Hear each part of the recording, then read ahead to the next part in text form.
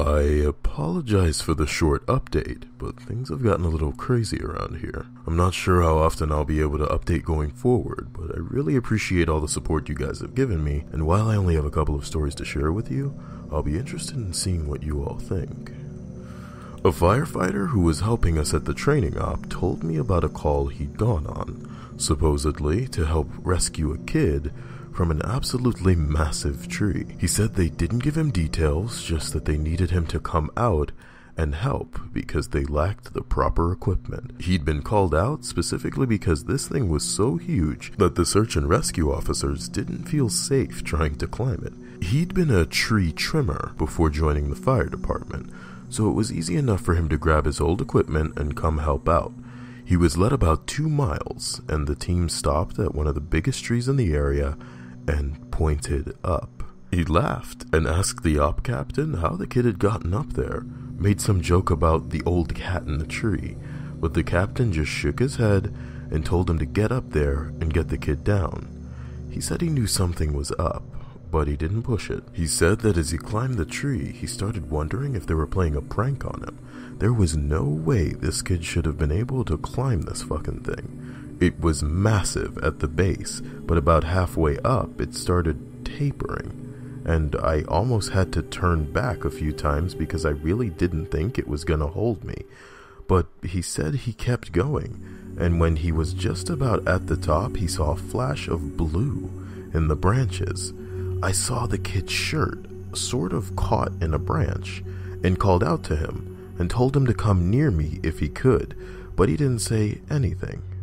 I kept moving, calling the kid's name and telling him not to be scared, that I was there to help him. By the time I got to him, I knew he wasn't going to answer me.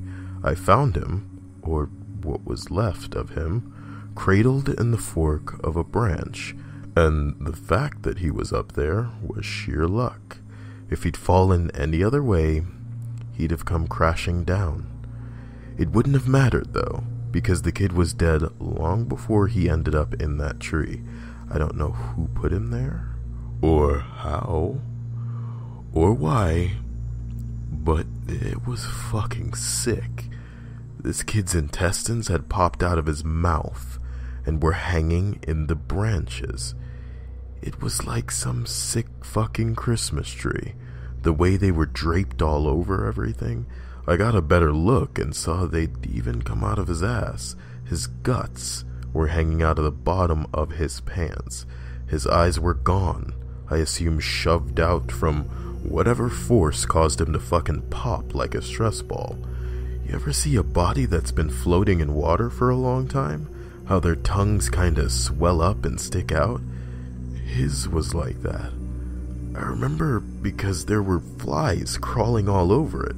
I think I must have gone into shock because, man, I just pushed that kid down with a stick. I broke off a branch, just kinda poked him until he fell. I don't know why I did that. I almost lost my job because of that, but man, the thought of hauling that kid down over my shoulder the whole way, gathering his guts up and coiling them around me like rope so it wouldn't get snagged, I couldn't do it. I've seen a lot of dead kids, more than I'd ever admit. I've seen a kid who hid in a full bathtub during a house fire, boiled him alive, turned him into literal soup, but this? I don't know what did this. But the thought of touching that kid's body made me feel like I was gonna lose my mind. I heard him hit the ground and I figured everyone would freak out, but they knew he was dead when they sent me up there. They didn't say anything, but they didn't shout or freak out. I got to the bottom. I started to get up in the captain's face, asking him who he thought he was sending me up there when they knew damn well the kid was dead. But he just told me it was none of my concern, and thanked me for getting the evidence down. I remember he said that. I remember it specifically because it was weird to hear it phrased that way. The evidence. Like he wasn't even a person. Like he'd never been a little kid who got lost and had something fucking unspeakable happen to him. The captain had a crew lead me back out of the woods, but he and 2 others stayed behind. And I thought that was weird. Why wouldn't they have me help the kid get out? I tried asking, but the guys leading me out just told me they couldn't discuss an open case. I asked him what he thought had happened to the kid, and he got really pensive and thought about it for a bit. I would have said a crush injury, based on how his guts came out like that. But with those injuries, you see massive contusions under the skin, obvious trauma. This wasn't like that. It was almost like the kid got caught in a big vacuum and had his guts sucked out. But even then, there was no trauma. None at all. It bothers me, man. It bothers the hell out of me. One of the vets at the training op reads no sleep, and he recognized my stories. He knows me pretty well, and we've swapped stories before. He asked if he could share something he noticed about the stairs, and some thoughts he's had. I'm really glad you decided to share these. I think it's important that people be aware of what's out there, especially since the Forest Service is doing such a good job at covering it all up. I asked him what he meant. What do you mean? What do I mean? The lack of any kind of media attention, no coverage of missing kids or bodies found miles from where they got lost in the first place. David Paulides hit this right on the head. The Forest Service is doing everything they can to keep people coming here, even if it isn't safe. I mean, to be fair, it's not like these things happen every day, but the numbers add up, and it's worth looking into, especially the stairs. I was surprised you didn't mention the flipped ones. I didn't know what he was talking about. I couldn't remember him ever talking about something like that. He seemed somewhat incredulous. Dude, I can't believe you've been on this long without seeing them. No one's told you about them? I shrugged and asked him to elaborate. Well, there's the normal stairs, the ones that pop up when we're out a ways. I know you know about them, but sometimes I've run across ones that are flipped, upside down. I guess it would be like if you had a dollhouse and the stairs were a separate piece. Now take that, flip it upside down so the top step is stuck in the dirt, and put it out in the woods. They're like that. I don't see them as often, but they're odd to say the least. Makes me think of footage taken after a tornado, when the houses are all blown apart and random things are left standing, like chimneys and garden walls. Those ones freak me out more than the normal ones because I can't really write those off as easily.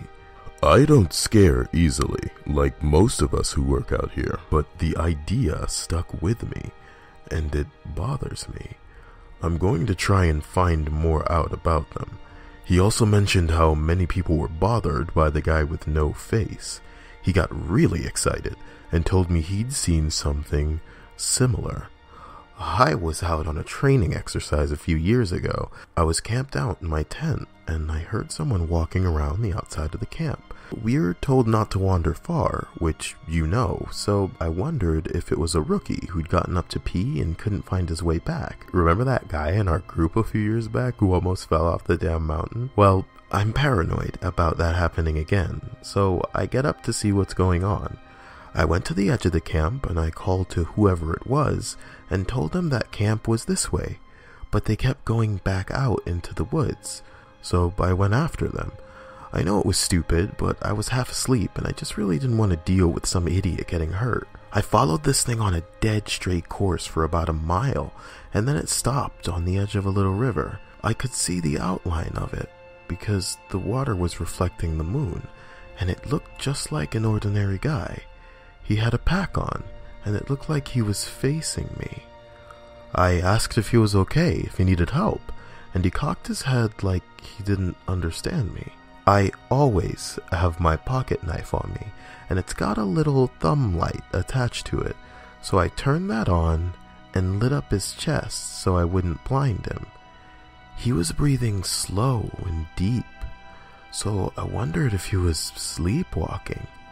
I went closer and asked him if he was okay. I moved the light up, and something didn't seem right, so I stopped. He kept breathing in this real slow, deep breath, and I sort of figured out gradually that that's what was bothering me.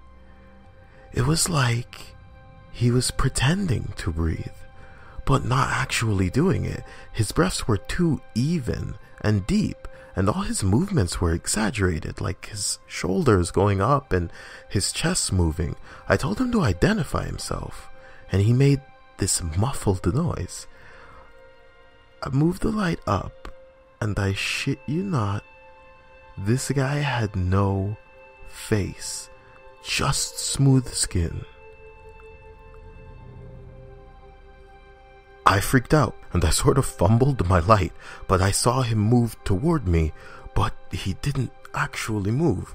I don't know how to explain it, but 1 second he was at the edge of the water, and the next he was 5 feet from me.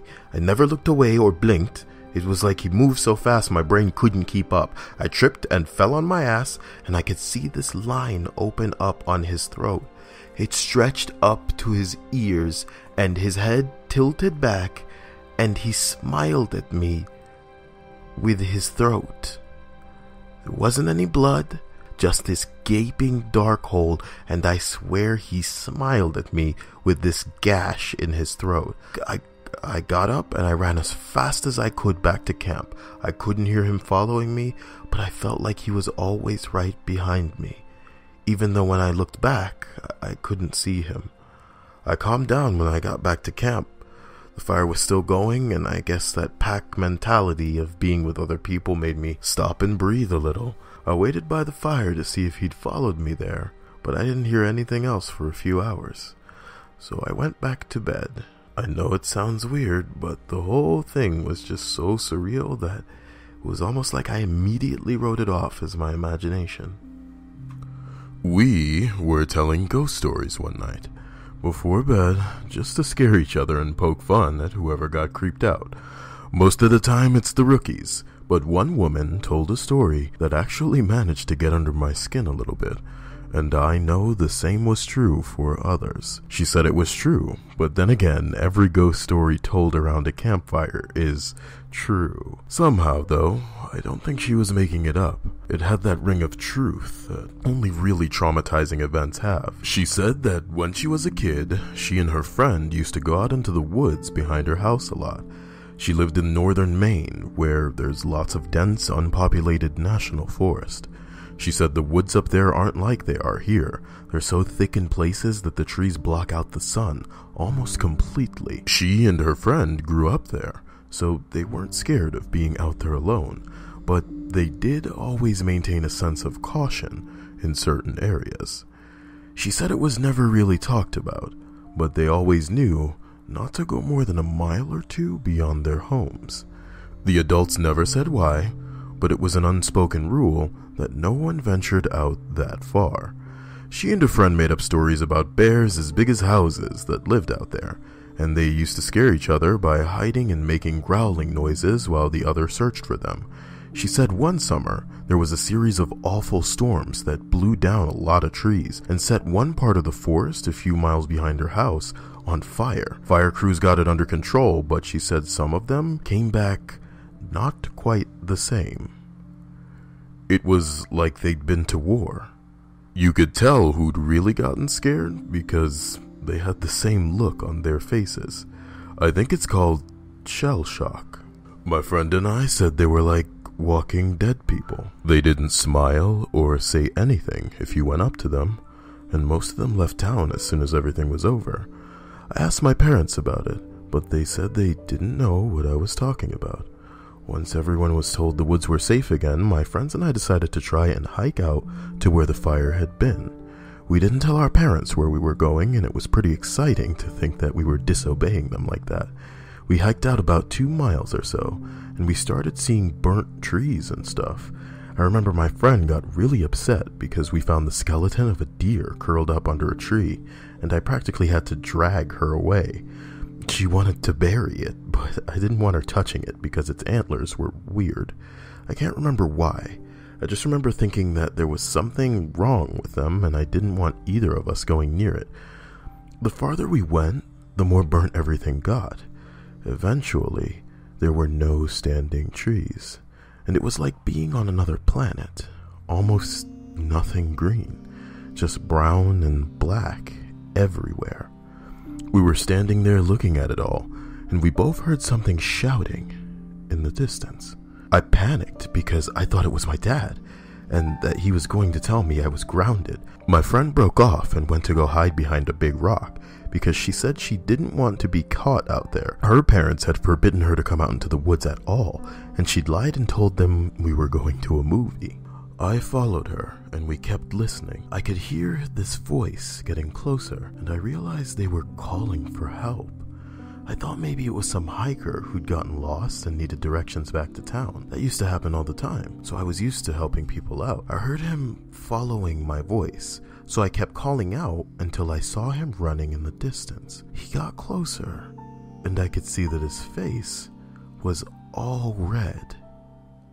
I told my friend to give me her pack because she had a first aid kit. She made the noise like she was grossed out, and she asked if I saw his face. I told her to shut up, and I jogged to meet him. I stopped about halfway, and when he stopped in front of me, I could see that his nose and lips and part of his forehead were gone. It was like they'd been sliced clean off. He was bleeding bad, and I saw that the knees of his pants were red too.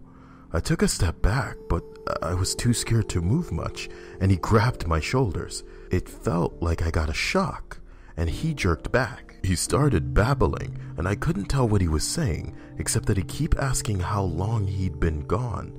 He asked me where his unit was, but I shook my head. He looked me over, and he saw my Walkman, and he screamed. He just kept babbling and touching my face, and I realized he wasn't wearing the right clothing. He had some kind of weird gray cloth jacket and almost formal pants on, and the jacket had these weird buttons and red borders on it. I kept shaking my head, and I told him I couldn't understand what he was saying, and I went to open the first aid kit, but he screamed again and said the only thing I could really understand: "Don't touch me! You'll make me go back there." After that, he ran off, and I could hear him screaming the whole time. When I couldn't hear him anymore, I turned around, and my friend was crying. I just turned around and started walking back toward town. She asked me over and over what had happened and who that was, but I didn't say anything. When we got home, I told her I didn't want to play in the woods with her anymore, and we're still friends, but we don't talk about that guy. Not ever.